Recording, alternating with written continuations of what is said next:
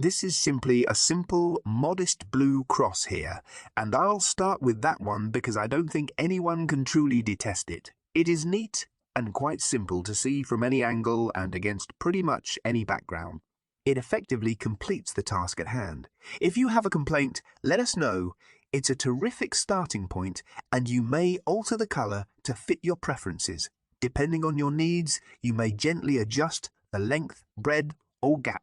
Simply copy and paste from the description below into your name. The headshot machine of Soundscream is the next one that has to be mentioned.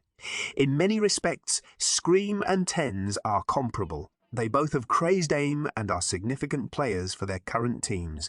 To show his crazy Scream, use a dot crosshair, which is a wonderful crosshairs. Because it's so simple to become distracted and losing sight of the Scream is widely recognized for expressing as much. It is also capable of controlling it. Simply copy and paste from the description below into your name.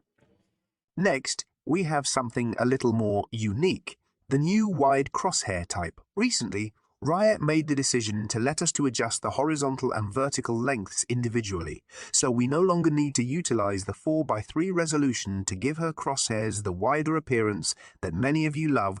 People like to have the horizontal section of their crosshairs be the focus since, in the majority of situations, might is the game where the horizontal axis is much more essential.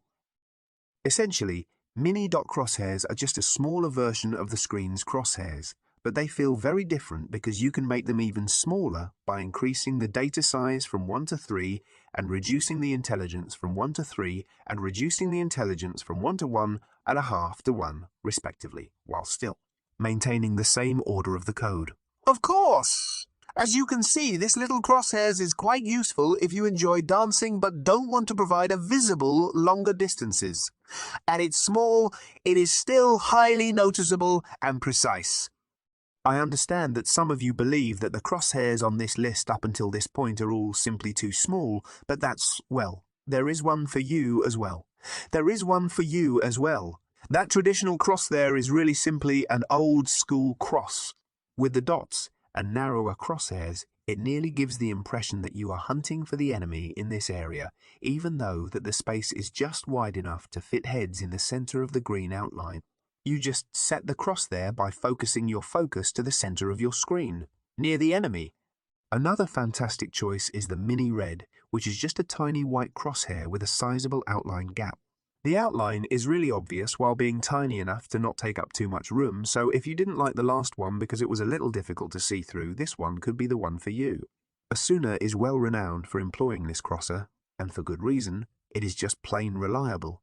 This crossword truly offers the best of all worlds, and I regularly return to it when I'm confused for an answer.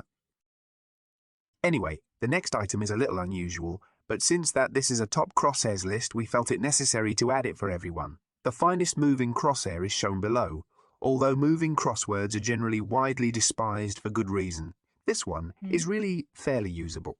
The problem with most movable crosshairs is that they become quickly accessible and realistic for usage. Your crosshair is wide open after only one step, as though it never existed at all. Spray 2 bullets, notice how your crosshair has gone. However, this one is different. When you move and fire, it somewhat opens up, but not much. Okay, one more before my personal favorite, but don't worry, you'll want to see this one too. Right, the majority of people either have a standard crosshair or a dot, but this is different. Combining both inner and outer lines together allows for some truly amazing results, which, in my opinion, looks fantastic. Setting the outlines to 0.80 and 1 thickness and the underlining to 0 opacity, 3 length, 3 thickness, and 4 offset will give you the desired result. From then you may freely play with hues. However, I generally recommend colors like green, yellow, and white because in my view, they look the best. Well, people, it's about to come to a close. If you think any adjustments are necessary, test them out. Making this film and trying with all the different methods was very enjoyable. So please remember to like and subscribe, and I'll talk to you all in the upcoming video.